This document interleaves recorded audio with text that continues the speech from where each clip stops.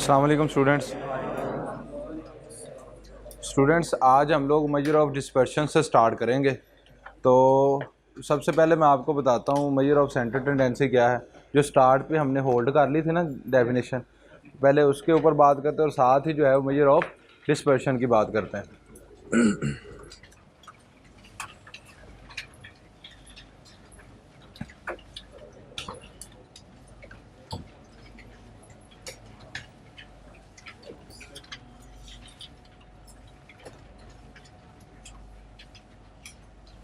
Measure of centre tendency, और यहाँ इसे हम लोग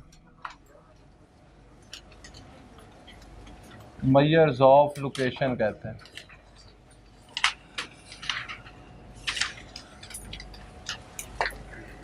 इसके साथ ही बात शुरू कर लेते हैं measures of dispersion.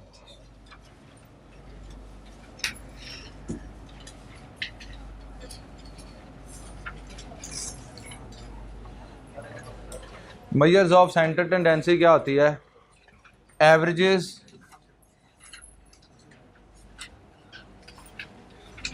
averages tend to lie in the center of distribution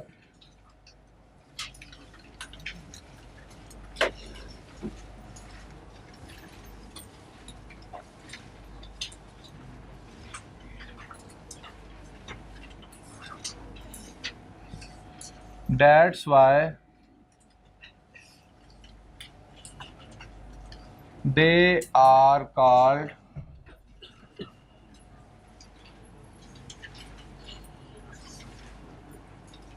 measures of center tendency. Averages tend to lie in the center of the distribution. जो averages होती है ना सारी की सारी, वो अरिथमेटिक मीन, वो ज्योमेट्रिक मीन, वो हार्मोनिक मीन, वो मीडियन, वो मोड, ये सारी की सारी डाटे के सेंटर की तरफ लाई करती हैं, यानी कि अप्रॉक्सीमेट डाटे का सेंटर होती हैं। ठीक है जी। तो इसलिए इन तमाम की तमाम एवरेज को इन जनरल हम लोग क्या कहते हैं? Measures of centre tendency. वैसे जो मेन एवरेजेस हैं जो मेजर ऑफ सेंटर टेंडेंसी में आती हैं वो 3 हैं। उनमें है अरिथमेटिक मीन, मीडियन और मोड। ठीक है जी। जो main measures of centre tendency में आती हैं वो आपके पास 3 एवरेजेस हैं, और वो कौन कौन सी हैं जी? अरिथमेटिक मीन, मीडियन और मोड। लेकिन इन जनरल हम लोग तमाम की तमाम एवरेजेस को मेजर्स ऑफ सेंटर टेंडेंसी कहते हैं। अच्छा, यहाँ पे मैंने एक चीज़ और लिख दी, मेजर्स ऑफ लोकेशन क्यों कहते हैं? Because they locate the centre of the distribution. क्योंकि ये जो एवरेज है ये हमें डिस्ट्रीब्यूशन का, डाटे का सेंटर लोकेट करके देती है, इसलिए हम इन्हें मेजर्स ऑफ लोकेशन भी कहते हैं। अच्छा जी, यहाँ तक बात चल रही थी, तो ये इसकी एक मैं एग्जांपल यहाँ पे लिख देता हूँ, चलें, जिससे ये दोनों हमारे टॉपिक जो है वो इनका फ़र्क पता चल जाएगा। यहाँ पे मैं लिखता हूँ जी 2, 4, 6, 8 और 10। यहाँ से आपने देखा था कि इसकी एवरेज क्या थी, ऐसे ही था जी। अब आते हैं जी अपने इस टॉपिक की तरफ, जो कि आज हमारा टॉपिक नया स्टार्ट हो रहा है, measures of dispersion. Measures of dispersion.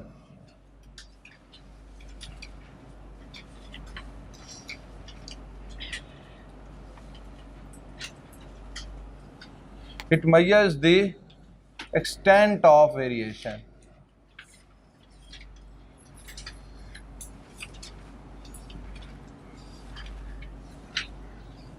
of all the observation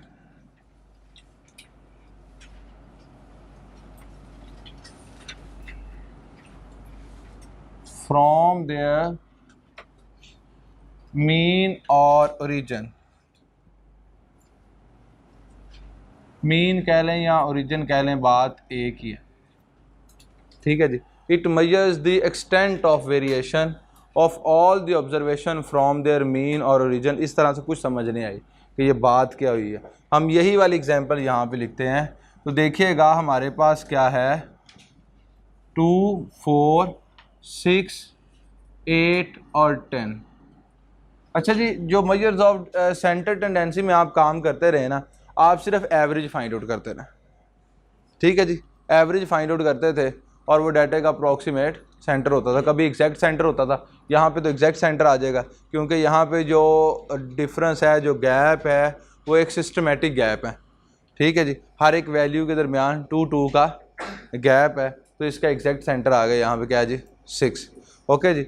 अब ये मेजर्स ऑफ डिस्पर्शन क्या करता है, ये जो ओरिजिन है ना जी, ये इससे ये जो वैल्यूज़ का गैप है, ये देखें जी 4 से लेके 6 तक, 2 से 6 तक, ठीक है जी,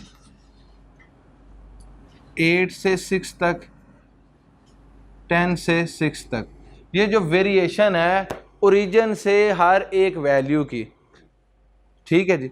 इस वेरिएशंस को जब हम लोग मेजर करते हैं तो हमारे पास वो क्या कहलाता है, मेजर्स ऑफ डिस्पर्शन। पहला काम क्या था, मीन फाइंड आउट करना, कर लिया। अब उस ओरिजिन से, उस मीन से जो तमाम वैल्यूज़ की वेरिएशन बनती है, उस वेरिएशन को स्टडी करने का नाम क्या है, मेजर्स ऑफ डिस्पर्शन। अब आपके पास 2 टाइप्स की मेजर्स ऑफ डिस्पर्शन होती है। एक होती है जी एब्सोल्यूट डिस्पर्शन,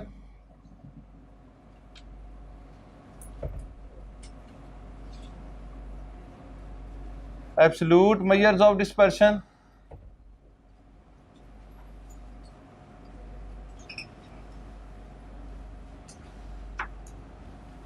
और एक होती है जी relative measures of dispersion.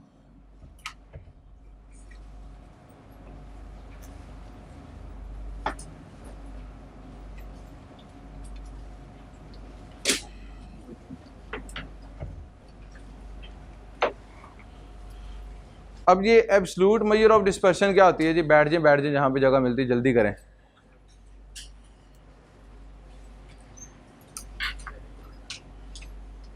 Absolute measures of dispersion, अच्छा यहाँ पे अभी मैं डेफिनेशन लिख तो देता हूँ, आप लोगों की बुक में भी लिखी हुई है।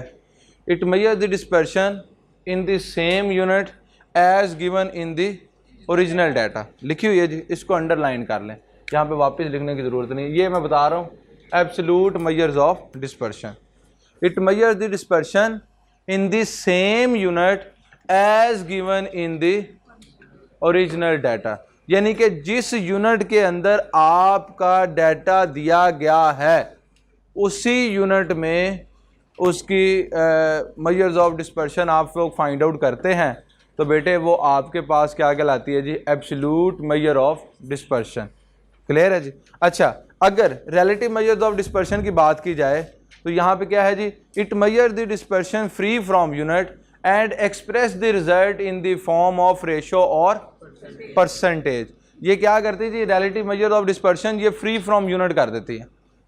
ये जिस भी यूनिट में डाटा दिया गया होगा ये उस यूनिट से उसको फ्री कर देगी, उस यूनिट के अंदर आपको रिजल्ट नहीं मिलेगा। आपको रिजल्ट किस में मिलेगा, रेशो और परसेंटेज के अंदर।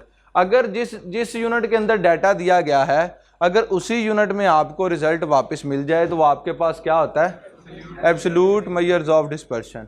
और रिलेटिव मेजर्स ऑफ डिस्पर्शन क्या है कि किसी भी यूनिट में डाटा दिया गया होगा, इससे यूनिट का कोई लेना देना नहीं, ये फ्री फ्रॉम यूनिट कर देगी और डाटा आपको किस में रिजल्ट आपको किस में मिल जाएगा, या तो रेशो में या फिर परसेंटेज के अंदर। एक एग्जांपल करेंगे तो ये दोनों डेफिनेशंस आपकी क्लियर हो जाएंगी। पहले तो लिखते हैं जी मेथड हमारे पास कौन से हैं एब्सोल्यूट मेजर ऑफ डिस्पर्शन के।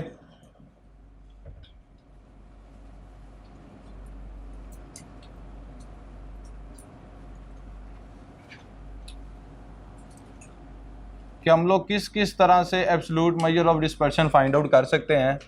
तो हमारे पास जो मेथड्स हैं वो सबसे पहले है जी रेंज, सेकंड है जी इंटर क्वार्टाइल रेंज,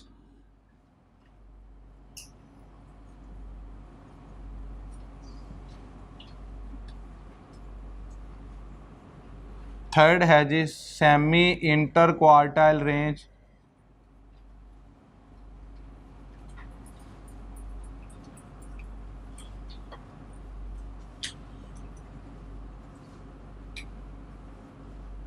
परेशान नहीं होना, ये 1 बाय 1 हम लोग स्टडी करें। जिस तरह से मैंने एवरेजेस लिख के दी थी ना आपको, arithmetic mean, weighted mean, combined mean, geometric mean, harmonic mean, और 1 बाय 1 हमने सबको स्टडी किया था। इसी तरह से ये है, यहाँ पे आपके पास क्या है जी, 2 टाइप्स की मेजर्स ऑफ डिस्पर्शन है, एक एब्सोल्यूट मेजर ऑफ डिस्पर्शन है और एक रिलेटिव मेजर्स ऑफ डिस्पर्शन है। एब्सोल्यूट क्या काम करती है जी, जिस यूनिट के अंदर आपको डाटा दिया गया है उसी यूनिट में आपको रिजल्ट देंगे। ओके, और रिलेटिव मेजर ऑफ डिस्पर्शन क्या करती है जी, जिस यूनिट में भी डाटा दिया गया हो वो यूनिट से रिजल्ट्स को फ्री कर देगी और रिजल्ट किस में आएगा, या तो रेशो में या फिर परसेंटेज के अंदर। एक एग्जांपल करेंगे और उसमें इंशाल्लाह ये दोनों क्लियर होंगे। सेमी इंटर क्वार्टाइल रेंज कह लें या इसको हम लोग क्या कह सकते हैं, quartile deviation. Quartile deviation, semi interquartile range का सेकंड नेम हमारे पास क्या है, क्वार्टाइल डेविएशन। और इसके बाद देखिएगा यहाँ पे आपके पास आ गया जी वेरिएंस,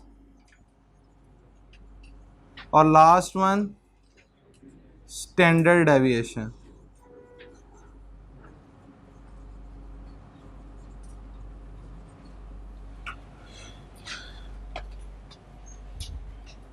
अच्छा जी, इसी तरह से जो हमारे पास रिलेटिव मेजर्स ऑफ डिस्पर्शन हैं वो कौन कौन से रिलेटिव मेजर्स ऑफ डिस्पर्शन जो बेटे हमने अपने सिलेबस के अंदर स्टडी करने हैं, ठीक है जी। वो methods relative measures of dispersion के कौन कौन से हैं, सिर्फ 3 हैं। एक है जी कोफिशिएंट ऑफ रेंज,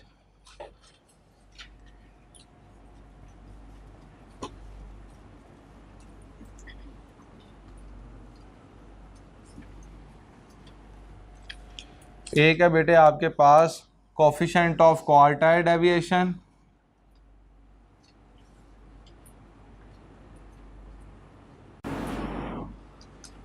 और एक है बेटे कोफिशिएंट ऑफ वेरिएशन।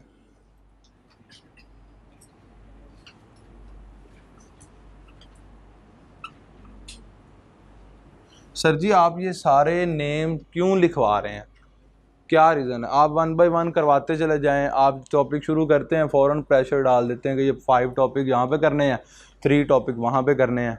ये तो और देख के जो है ना वो बर्डन फील होता है। बेटा ये किस लिए करवाता हूँ, यहाँ पे देखिएगा जब आप नेक्स्ट पेज पे आएंगे ना जी, ये आपके पास है 131 पेज, 131। इसमें ज़रा जो इम्पोर्टेंट MCQ है उसमें MCQ नंबर 24 देखिएगा, क्या लिखा हुआ है, which of the following statement is और are correct, range is a measure of dispersion. Range measure of dispersion है, क्लियर है, मेजर ऑफ डिस्पर्शन है ना, ये सारी मेजर ऑफ डिस्पर्शन है। अगर वो यहाँ पे और इसको स्पेसिफिकली पूछता तो ये भी कह सकता था range is a absolute measure of dispersion, तो आप कहते हैं यस। अगर उसने कह दिया range is a measure of dispersion then fine, range measure of dispersion ही है।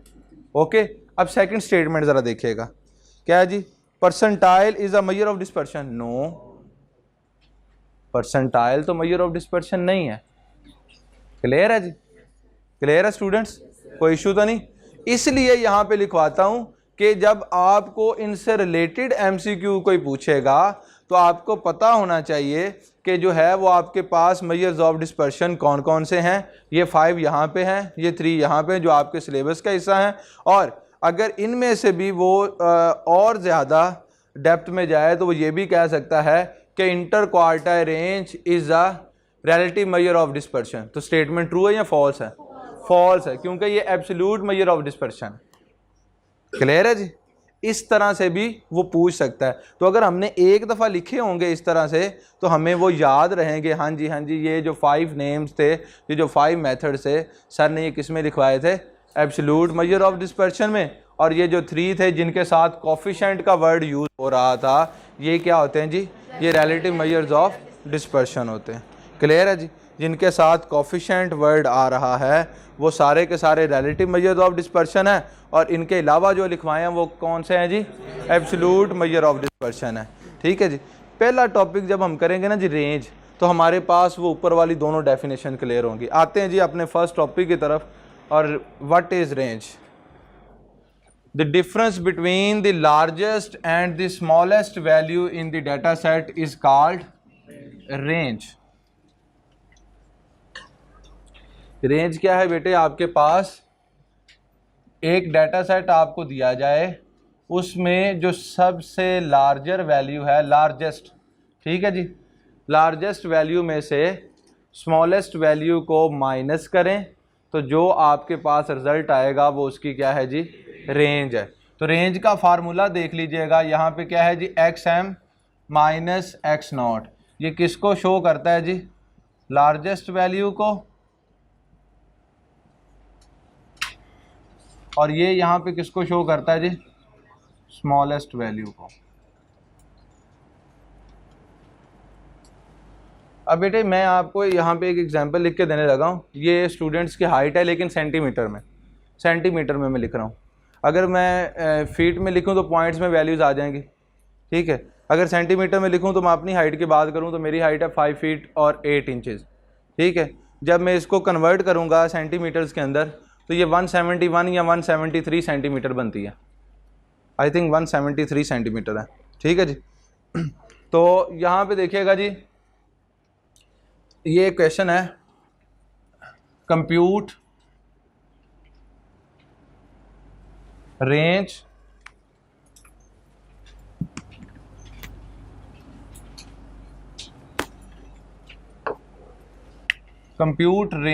And coefficient of range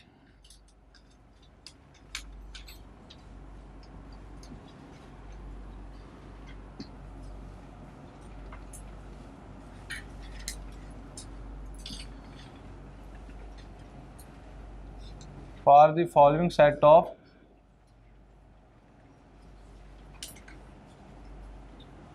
data set. अच्छा देखिए जी, 165 सेंटीमीटर,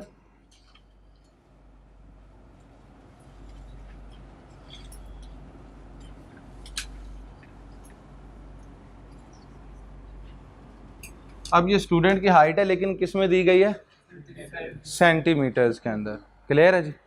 अच्छा जी, 175 सेंटीमीटर, 173 सेंटीमीटर, 179 सेंटीमीटर, 169, 162, 159, 154। ये अब गर्ल्स की हाइट शुरू हो गई है। अच्छा जी, यहाँ पे देखिएगा इसके बाद 181 सेंटीमीटर और 175 सेंटीमीटर। ये कुछ हमारे पास यहाँ पे हाइट्स दी गई हैं और ये किस में है जी, सेंटीमीटर्स के अंदर। यहाँ पे हमने क्या क्या चीज़ फाइंड आउट करनी जी, रेंज और कोफिशिएंट ऑफ रेंज। रेंज का फार्मूला तो लिख लिया, कोफिशिएंट ऑफ रेंज का फार्मूला भी मैं यहाँ पे आपको लिख दूँ।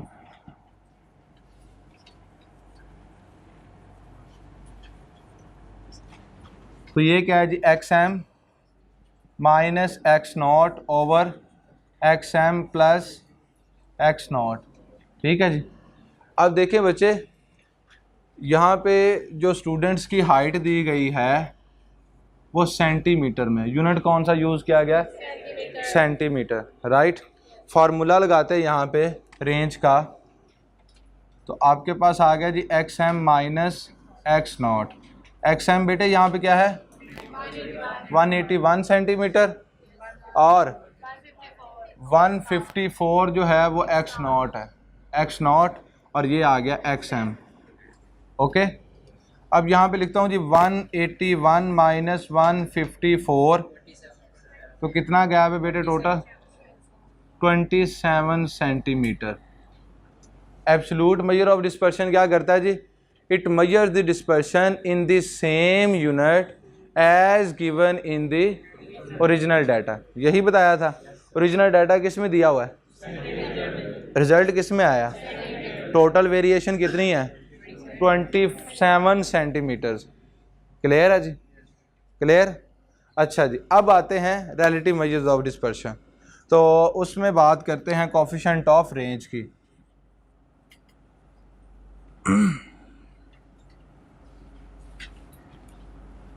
Coefficient of range x M minus x not over x M plus x not. अब इसमें ज़रा वैल्यूज़ पुट कीजिएगा, 181 माइनस 154 डिवाइडेड बाय 1 प्लस 154। अब बेटे ज़रा इसको सॉल्व कीजिएगा। 0.0806 0.0806 आप इसको चाहते तो फ्रैक्शन में लिख सकते थे A रेशो B में। ठीक है जी, क्लियर है जी। आपने पॉइंट में भी लिख दिया तो ये रेशो में ही है, क्योंकि आप इसको फ्रैक्शन में लिख सकते हैं। ओके जी। अब सेकंड देखें, आप क्या करें जी, आप इसको परसेंटेज के अंदर भी लेके जा सकते हैं। परसेंटेज के अंदर लेके जाएं तो क्या करेंगे, मल्टीप्लाई बाय 100 कर देंगे। चलें जी, इसको मल्टीप्लाई बाय 100 करें तो आपके पास रिजल्ट क्या आ गया, 8.06%। 8.06%। क्या कहा था, रिलेटिव मेजर्स ऑफ डिस्पर्शन क्या करता है जी, it measures the dispersion free from unit and express the result in the form of ratio और परसेंटेज। क्या ये सेम यूनिट के अंदर रिजल्ट था? 0.08 सेंटीमीटर की वेरिएशन है ना, ना, ये फ्री फ्रॉम यूनिट हो गया। डाटा आपको सेंटीमीटर में दिया गया था लेकिन रिजल्ट आपको रेशो में मिल रहा है। क्लियर है जी। तो क्या करते हैं जी, किसी भी यूनिट में डाटा दिया गया होगा, ये डाटे को, ये रिलेटिव मेजर्स ऑफ डिस्पर्शन क्या कर देगा, फ्री फ्रॉम यूनिट कर देगा डाटे को, और रिजल्ट किस में देगा हमें, या तो रेशो में, और रेशो के बाद अगर आप उसको परसेंटेज के अंदर लेके जाना चाहते हैं तो आप क्या करेंगे जी, 100 के साथ मल्टीप्लाई कर देंगे। बच्चे सुनिएगा, ये डेफिनेशन ना तो ये दोनों की आएगी ना ही मेजर्स ऑफ डिस्पर्शन की, तीनों में से किसी की डेफिनेशन पेपर के अंदर नहीं आएगी। हाँ, लेकिन ये ज़रूर पूछेगा कि range is a measures of dispersion, और इसी तरह से पूछ लेगा quartile is a measure of dispersion. No. Clear है जी, समझ आ रही बात की। तो ये चीज़ें आपने याद रखनी है कि आपके पास एब्सोल्यूट मेजर्स ऑफ डिस्पर्शन में कौन कौन से मेथड हैं और रिलेटिव मेजर ऑफ डिस्पर्शन में कौन कौन से मेथड हैं। ऑफ की नहीं। अच्छा जी, अब यहाँ पे देखें जी, नेक्स्ट हमारे पास क्या है, नेक्स्ट है जी interquartile range. Interquartile range, अब इसकी तरफ आते हैं जी। ये टॉपिक क्लियर है जी। अच्छा बेटे, यहाँ पे एक चीज़ रह गई, ये तो अनग्रुप डाटा के साथ मैंने आपको बताया रेंज। ग्रुप डाटा का अगर क्वेश्चन आता है तो तब आपने रेंज किस तरह से कैलकुलेट करनी है, देखिएगा।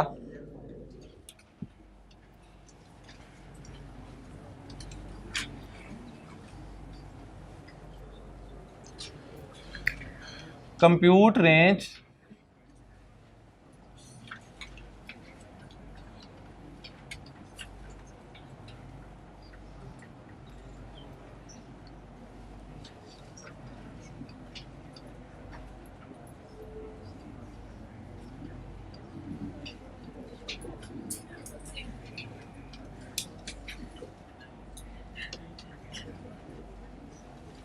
Compute range for the following frequency distribution.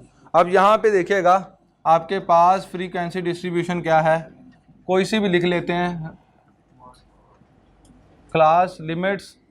ठीक है जी, और ये हम लोग लिख लेते हैं जी 51 to 60, 61 to 70, 71 to 80, 81 to 90, 91 to 100, और इसके साथ फ्रीक्वेंसी आ गई जी 3, 9, 15, 11 और 4। ये हमारे पास एक फ्रीक्वेंसी डिस्ट्रीब्यूशन है और हमने इससे क्या चीज़ फाइंड आउट करनी है, रेंज फाइंड आउट करनी है। ओके। अच्छा बेटे, जब आपके पास यहाँ पे फ्रीक्वेंसी डिस्ट्रीब्यूशन दी गई है और आपने रेंज फाइंड आउट करनी है तो एक्स एम और एक्स नॉट का मीनिंग थोड़ा सा चेंज हो जाएगा। ठीक है जी, क्या आएगा जी, मैं आपको बताता हूँ। फार्मूला पहले लिखते हैं। तो आपके पास है जी R is equal to X M minus x not. अब बेटे इस एक्स एम का मतलब क्या है जी, अपर क्लास बाउंड्री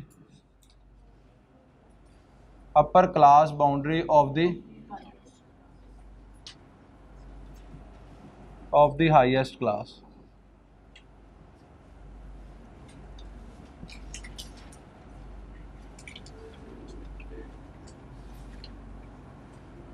या लार्जेस्ट क्लास भी लिख सकते हैं। ठीक है जी।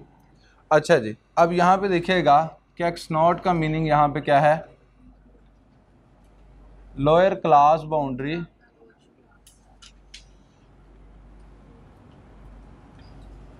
Of the lowest class. अच्छा मैं यहाँ पे बात करूँ तो बेटे इस फ्रीक्वेंसी डिस्ट्रीब्यूशन में देखें तो हमारे पास जो लोएस्ट क्लास है वो ये है और जो हाईएस्ट क्लास है वो ये है, लेकिन प्रॉब्लम ये है कि ये क्लास बाउंड्रीज नहीं है। ठीक है जी, वहाँ पे एक्स एम का मतलब क्या है जी, upper class boundary of the highest class. तो हमें क्या करना पड़ेगा, एक कॉलम कंस्ट्रक्ट करना पड़ेगा और वो किसका है जी, क्लास बाउंड्रीज का। क्लास बाउंड्रीज किस तरह से कंस्ट्रक्ट होती हैं, सेकंड की लोअर लिमिट में से फर्स्ट के अपर लिमिट को माइनस करें, ये आपके पास 1 का गैप है यहाँ पे, इसको 2 लिमिट्स में एडजस्ट करना है तो 2 पे डिवाइड कर दें, हाफ कर लें, 0.5 आ गया। 0.5 को लोअर लिमिट में से माइनस करते जाएं और अपर में ऐड करते जाएं, तो आपके पास यहाँ पे आ गया 50.5 और यहाँ पे 60.5, 60.5 टू 70.5, 70.5 टू 80.5 टू 90.5 टू 100.5। अब बेटे क्या लिखा हुआ जी, upper class boundary of the highest class. Upper class boundary of the highest class कौन सी है जी, ये 100.5, ये हो गया जी X M. Lower class boundary of the lowest class, तो ये बेटे आपके पास आ गया जी 50.5। ओके जी, तो ये क्या आ गया जी एक्स नॉट। ओके, अब आपने यहाँ पे इस फार्मूले के अंदर ये वैल्यूज पुट करनी है, तो आपके पास आ गया जी 100.5 माइनस 50.5, तो आपके पास 50 जो है वो क्या आ गई जी, रेंज आ गई। अब अगर आपने यहाँ पे coefficient of range find out करनी है तो फार्मूला फिर वही क्या है जी, coefficient of range x M minus x nought X M plus x nought, इसमें वैल्यूज पुट करते हैं तो 100.5 minus 50.5 over 100.5 plus 50.5, 50 divided by 151, 50 divided by 151, और अगर आप इसको पॉइंट्स या परसेंटेज के अंदर कन्वर्ट करते हैं 0.3311, तो इसको परसेंटेज में कन्वर्ट कर दें 33.11%। ठीक है जी, ये आपके पास क्या है जी, कोफिशिएंट ऑफ रेंज है। क्लियर है स्टूडेंट्स, कोई इशू तो नहीं है, यहाँ तक क्लियर हो गया। अनग्रुप के साथ भी रेंज फाइंड आउट कर सकते हैं, ग्रुप डाटा के साथ भी रेंज फाइंड आउट कर सकते हैं। चलें जी, ज़रा मुझे इसकी रेंज बताइएगा, इसकी रेंज क्या है, इधर इधर बच्चों, ये -2 -4 -6 -8। अब देखें बेटे यहाँ पे इसकी ऑप्शंस क्या हैं जी, एक है 6 और एक है -6 और एक है आपके पास 10 -10 और एक ऑप्शन आपके पास 10 है। एक मिनट स्टूडेंट्स, 6 वाले कितने हैं जी, हैंड रेज कीजिएगा, और -6 वाले, अल्लाह भला करे आप लोगों का, -6 वाले तो मेरा ख्याल है गलत है, चेक कर लेते। यहाँ पे ज़रा देखिएगा तो क्या है जी, X M minus x nought. एक चीज़ तो आपको पता होगी कि माइनस में जितनी वैल्यू बड़ी होती है उतनी छोटी होती है, तो यहाँ पे जो एक्स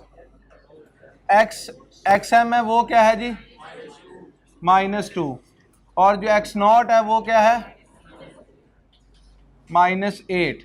एक्स नॉट क्या है बेटे आपके पास, -8, क्योंकि माइनस के साथ जितनी वैल्यू बड़ी होती है उतनी वो छोटी कंसीडर की जाती है। ठीक है जी, आप देखिए जी, -1000 आ जाए और -1 आ जाए तो -1 बड़ी वैल्यू है।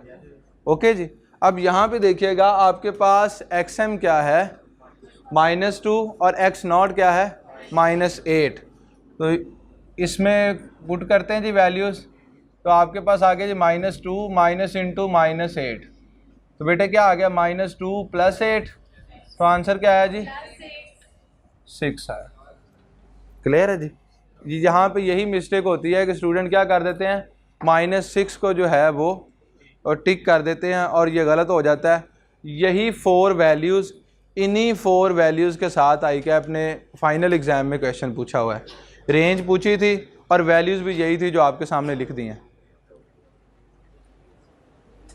ठीक है जी।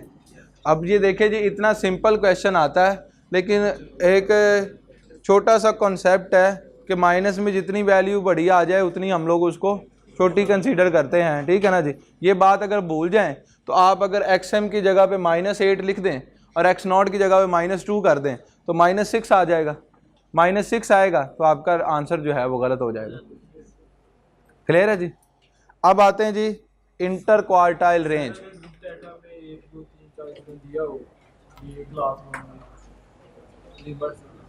अच्छा, यहाँ पे आप कह रहे हो कि यहाँ पे x वैल्यूज दी गई हों, x वैल्यू डिस्क्रीट फ्रीक्वेंसी की बात कर रहे हो। डिस्क्रीट फ्रीक्वेंसी से रेंज आप फाइंड आउट ही नहीं कर सकते। ठीक है, क्लियर है जी। अब आपके पास ये आ जाती है जी कंटिन्यूस फ्रीक्वेंसी डिस्ट्रीब्यूशन या अनग्रुप डाटा। ठीक है, अच्छा जी जी। किसमें? फर्स्ट वाला ये 0 to 10, तो ये आ जाएगा -0.5 और यहाँ पे आ जाएगा 10.5। 0.5 ही माइनस होना है लोअर लिमिट में और अपर लिमिट में 0.5 ऐड हो जाएगा। Okay,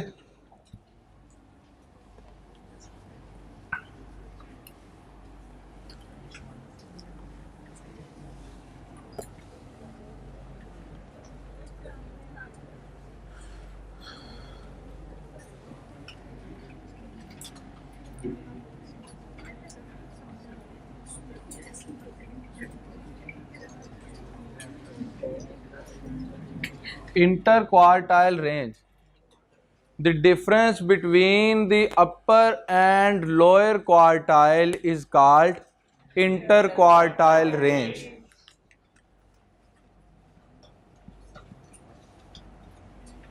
Q3 minus Q1, the difference between upper and lower quartile is called interquartile range. अच्छा, इसमें एक की पॉइंट है वो आपने याद रखना है। ये देखें जी, अगर आपके पास ये कंप्लीट डाटा है यहाँ से यहाँ तक, तो फर्स्ट क्वार्टाइल यहाँ पे आ गया Q1, ये आ गया जी सेकंड क्वार्टाइल Q2, ये आ गया जी थर्ड क्वार्टाइल Q3,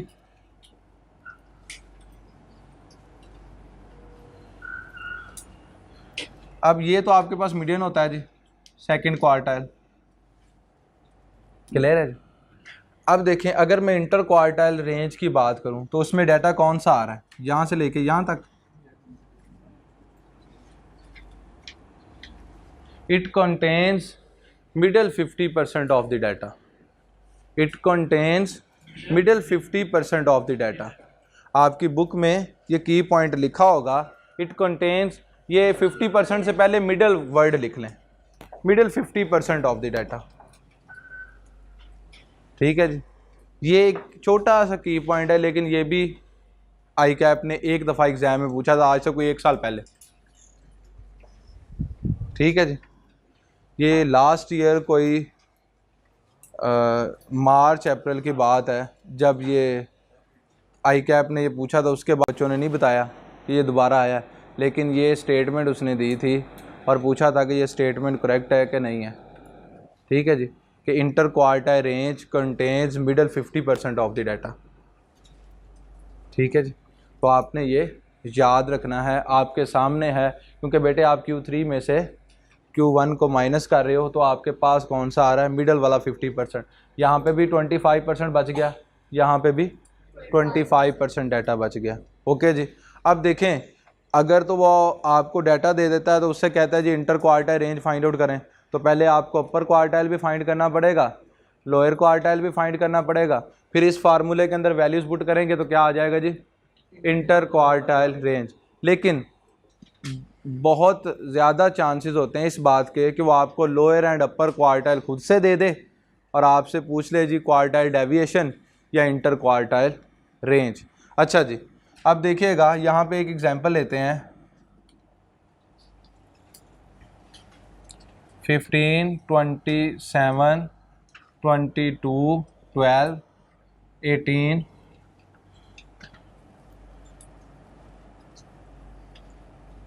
10 और 30। तो बेटे ये हमारे पास एक डाटा है और हमने इससे क्या चीज़ फाइंड आउट करनी है, इंटर क्वार्टाइल रेंज। अब इसके साथ साथ लिख लेते हैं सेमी इंटर क्वार्टाइल रेंज, जिसको हम लोग क्वार्टाइल डेविएशन भी कहते हैं।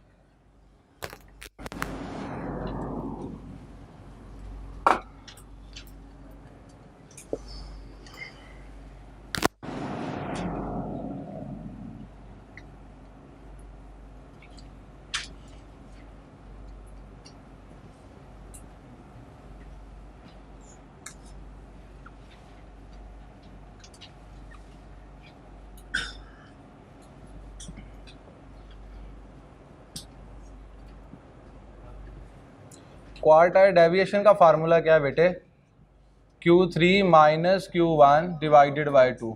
सेमी इंटर है ना, तो जो इंटर क्वार्टाइल रेंज है इसका हाफ कर दें, तो इसको क्या करेंगे जी, आप 2 पे डिवाइड कर देंगे तो आपके पास क्वार्टाइल डेविएशन आ जाएगी। अब बहुत रेयर होता है कि वो पूछे जी compute semi interquartile range, वो ये वाला नेम यूज़ नहीं करता बल्कि ये यूज़ करता है कंप्यूट क्वार्टाइल डेविएशन। ओके, अब एक हमारे पास ये डाटा है, इसमें से हम लोग इंटर क्वार्टाइल रेंज भी फाइंड आउट करेंगे और सेमी इंटर क्वार्टाइल रेंज भी फाइंड आउट करेंगे। सबसे पहला काम क्या करना है जी, हमने डाटे को अरेंज करना है। तो यहाँ पे आ गया जी अरेंज डाटा,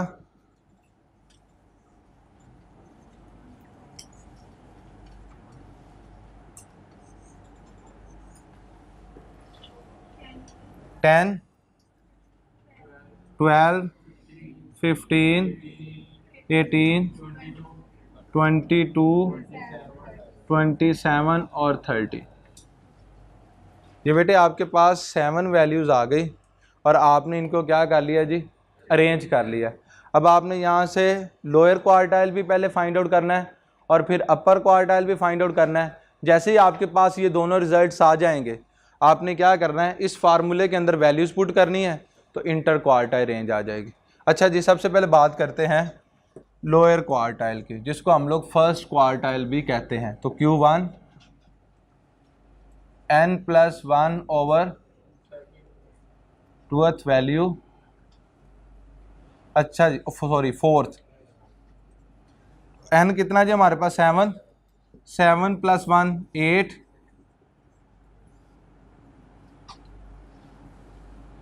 तो यहाँ पे आगे जो सेकंड वैल्यू, तो बेटे सेकंड वैल्यू यहाँ पे कौन सी है जी, 12, तो यहाँ पे लोअर क्वार्टाइल आ गया 12। अच्छा, सम टाइम ना बच्चे ये भूल जाते हैं कि हमने इसको अरेंज करना है, वो जैसे डाटा बड़ा होता है लोअर एंड अपर क्वार्टाइल वैसे फाइंड आउट कर देते हैं और लोअर क्वार्टाइल का आंसर ज़्यादा आ रहा होता है और अपर क्वार्टाइल का कम आ रहा होता है। ना ना बच्चे, सबसे पहले आपने डाटे को अरेंज करना है। और दूसरी बात याद रखिएगा कि लोअर क्वार्टाइल का आंसर कम होगा, अपर क्वार्टाइल का आंसर ज़्यादा होगा। जैसे यहाँ पे 12 है तो अब 100% कन्फर्म है कि जो Q3 है वो 12 से बड़ी वैल्यू आएगी। ओके जी, अच्छा जी, अब ज़रा देखते हैं जी Q3 की तरफ। तो Q3 क्या है जी हमारे पास, 3 × n+1 ओवर 4th वैल्यू। ये मैं ब्रैकेट सिर्फ आप लोगों को समझाने के लिए लगाता हूँ, स्केल ब्रैकेट, ताकि आपको ये पता चल जाए कि पहले हमने ये सारा काम कंप्लीट कर लेना फिर वैल्यू देखनी है। ओके, सम टाइम ऐसा होता है कि स्टूडेंट पहले ये वैल्यू देख लेता है और लास्ट पे 3 के साथ मल्टीप्लाई कर देते हैं, तो वो आंसर गलत हो जाता है। ठीक है जी, तो अब ज़रा देखिएगा, यानी कि इस तरह से कि ये 12 है तो 12 को 3 के साथ मल्टीप्लाई किया तो अपर क्वार्टाइल क्या आ गया जी, 36। तो ये गलत अप्रोच है, इस तरह से नहीं करना। पहले आपने इसको कंप्लीट सॉल्व करना है और बाद में वैल्यू देखनी है। तो यहाँ पे आ गया जी आपके पास 3 × 7 + 1 over 4,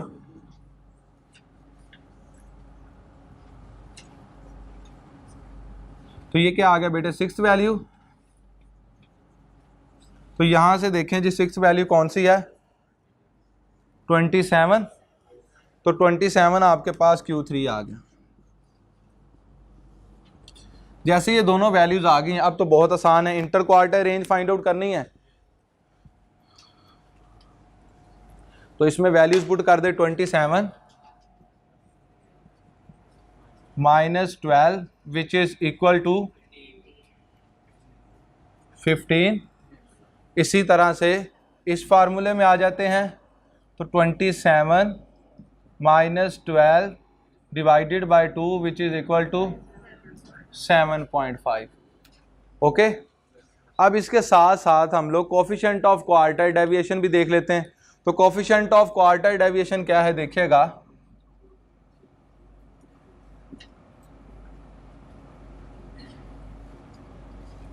Q3 minus Q1 over Q3 plus Q1। इसमें वैल्यूज पुट करते हैं तो Q3 आपके पास क्या है जी, 27 माइनस 12 ओवर 27 प्लस 12। तो आपके पास क्या आ गया जी, 0.385।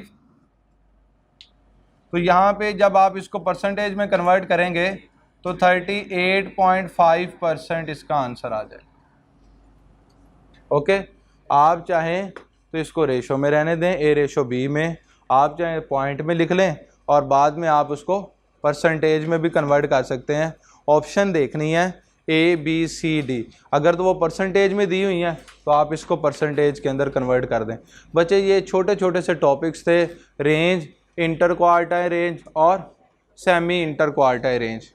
ठीक है जी, इनके साथ साथ हमने इनके रिलेटिव मेजर्स ऑफ डिस्पर्शन भी देख लिए, कोफिशिएंट ऑफ रेंज और कोफिशिएंट ऑफ क्वार्टाइल डेविएशन। कल के लेक्चर में हम इंशाल्लाह वेरिएंस, स्टैंडर्ड डेविएशन और कोफिशिएंट ऑफ वेरिएशन पे बात करेंगे।